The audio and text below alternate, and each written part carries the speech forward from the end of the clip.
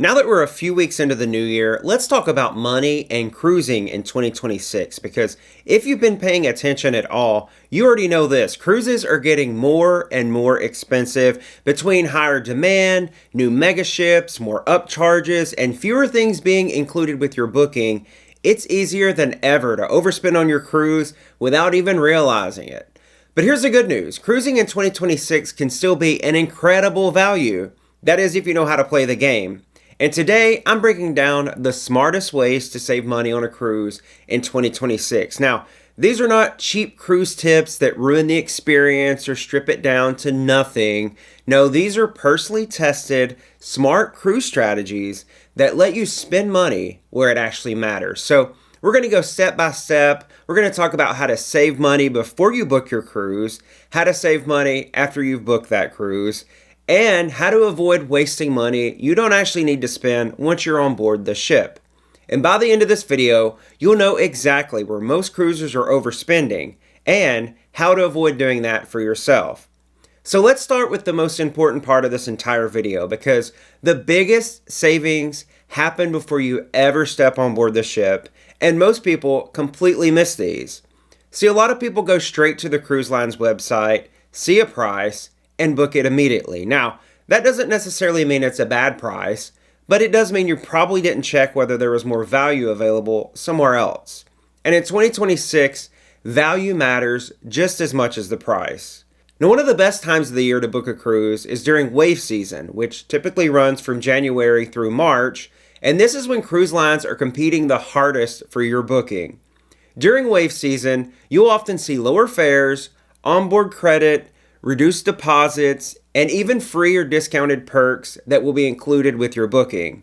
Now, this is also where booking platforms come into play, because instead of booking directly with the cruise line, using a trusted cruise booking site allows you to compare multiple cruise lines at once, compare itineraries side by side, and sometimes even unlock extra perks that you just won't see elsewhere. And that's why I'm proud to recommend cruises.com. Cruises.com is a booking platform that I've personally used for years to find cruises that actually fit my preferences and at a great price. With cruises.com, you can easily plug in your desired dates, where you want to go, and how long you want to sail. And it's instantly going to show you cruises across all major cruise lines that match exactly what you're looking for. But where cruises.com really stands out to me is the value. That's because they have direct relationships with the cruise lines, meaning every offer you see from the cruise line is going to be available on cruises.com and often even more. And they even regularly negotiate exclusive deals that you won't get by booking elsewhere, like onboard credit, prepaid gratuities, specialty dining, and sometimes even cabin upgrades. All could be included with your booking through cruises.com. And in many cases, the price itself can actually be lower than booking directly with the cruise line. To check out their cruise deals or to book your next cruise, make sure you visit cruises.com/Zach. And on top of these exclusive deals, cruises.com has their own rewards program. And honestly, this is one of my favorite perks of booking with them. And that's because every dollar that you spend earns points that you can use for things like onboard spending, cashback, shore excursions credit, and even Uber vouchers to get to and from the port. And the best part is that these rewards stack on top of any cruise line loyalty benefits that you already receive. Cruises.com also offered my viewers a bonus just for signing up. So when you create a Cruises.com rewards account using my link and enter promo code ZAC50 before booking, you'll get points equivalent to $50 in onboard spending. That's literally free money for your next cruise. People ask me all the time how I book my cruises, and because of the value, the flexibility, and the extras I receive, I'm proud to recommend Cruises.com. So if you're cruising in 2026 and want to get the most for your money, check out the link in the description, and don't forget to use promo code ZAC50 in the rewards program before you book to take advantage of that free money. So the takeaway here for booking your 2026 cruises is simple. Don't just look at the price, look at the total value that you're getting. Now here's where things really get interesting, because even if you book your cruise perfectly, that's only half the battle. The cruisers who save the most money aren't just booking smart, they're also booking flexible. And flexibility is one of the biggest money-saving tools you have in 2026. Let's start with cruise dates. if you're sailing during school holidays, during spring break, during summer peak season between Memorial Day and Labor Day, Thanksgiving, Christmas, or even New Year's, you are going to pay more money. Period.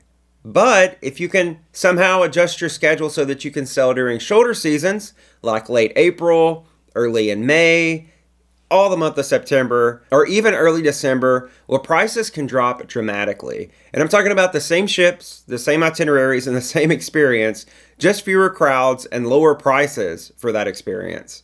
And flexibility also applies to itineraries. A lot of people lock themselves into one specific route and won't really consider alternatives, but sometimes sailing a week earlier, a week later, from a different home port, or even to different ports can save you hundreds of dollars. I often find some of the best deals available on Caribbean sailings or on Western Caribbean itineraries compared to the Eastern Caribbean itineraries. Now, I will say I do prefer the Eastern Caribbean itineraries more, but I think a lot of people do, and that's why they're more expensive. And then when it comes to flexibility, there's also the ships. Brand new ships are exciting. I love them, you love them, we all love them, but they almost always come with premium pricing. Older ships are often where the real deals are going to be found. And you're still getting great service on the ship, you're getting great food and great ports, just without paying for the newest bells and whistles. Cruise cabins are another place where flexibility can save you serious money. Now, inside cabins get a bad reputation, but they're one of the smartest ways to save money on a cruise. Now, if you spend most of your time hanging out, going to different places around the ship, if you use your room mainly just for sleeping, or you cruise often, then an inside cabin can be a strategic choice. Inside cabins aren't a downgrade at all. They're actually just a budget-conscious decision. It's one that I've been doing a lot lately. I've cruised more and more in interior cabins and actually found that I really like them. I actually can sleep better in an interior cabin than anywhere else because you cut that light off no matter what time of day it is, and it is dark, it's time to go to bed. And that saved money that you're going to save by booking maybe an interior cabin or a cheaper cabin can go toward excursions, specialty dining, drink packages, or even another cruise. Now let's talk about something that most cruisers might not realize, and that is that the savings on your cruise spending don't stop once you book your cruise. That's because cruise prices change, add-on prices for things like specialty dining, drink packages, Wi-Fi, all those change. And that's because sales are happening constantly, sometimes as frequently as week to week. So if you buy an add-on early and the price drops later, you can actually cancel that and rebook it at the lower price. That alone can save you hundreds of dollars. And I try to preach that as much as I can because I think a lot of people don't realize that. I think they lock themselves in and book, or they wait to book. A lot of people say, when's the best time to book my Wi-Fi or my drink package? And I'm like, well, now is the best time to book it. Go ahead and lock it in if you're comfortable paying the price that it's being advertised for, but then be cognizant of that price. Be watching that price because it could drop depending on sales. And like I said, sales happen as frequently as week to week. They're changing. The same goes for your cruise fare itself. Many cruise lines allow you to reprice your cruise if the price drops before the final payment date, which can save you hundreds or even thousands of dollars. And I've personally saved thousands of dollars doing this. I usually go in a few times a week, if not daily, to check the prices of any cruises that I have booked to see if I can make a price reduction claim to the cruise line, if I can rebook my cruise for a lower price. Again, usually has to happen before the final payment date, but check with your cruise line to see and make sure you're watching that price because you can save a lot of money this way. And I always recommend setting calendar reminders every couple of weeks to check the price of your cruise fare, the price of your drink package, your Wi-Fi package, your excursion pricing, and specialty dining prices. If the price drops, then go in and reprice it, rebook it, and claim that lower price. And also remember that in almost every case, without fail, buying add-ons before you set sail is cheaper than buying them on board. My best advice to you in purchasing these add-ons, never buy them on board because you're not going to get a deal once you get on board. Don't wait. Don't say, I'm going to wait till I get on board to book my Wi-Fi. I'm going to wait to book my drink package or my specialty dining because you're going to pay full price once you get on board that ship. Another huge tip is to watch your onboard spending closely. Cruise spending can be a little sneaky. A coffee here, a souvenir there, a drink you forgot about. Those daily gratuities, don't forget about those because they're going to charge those automatically. Well, all those things add up fast. So checking your onboard account daily keeps you aware of what you're spending, and awareness alone can save you money.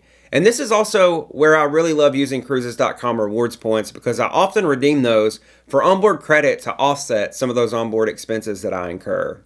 Now, saving money on board doesn't mean saying no to everything. That would be a very boring vacation, right? But it does mean being intentional about what you buy. Take drink packages, for example. Not everyone needs the most expensive drink package. Be honest with yourself about how much you actually drink. If it makes sense for you, great. But if not, then paying as you go might often come out to be a little bit cheaper for you.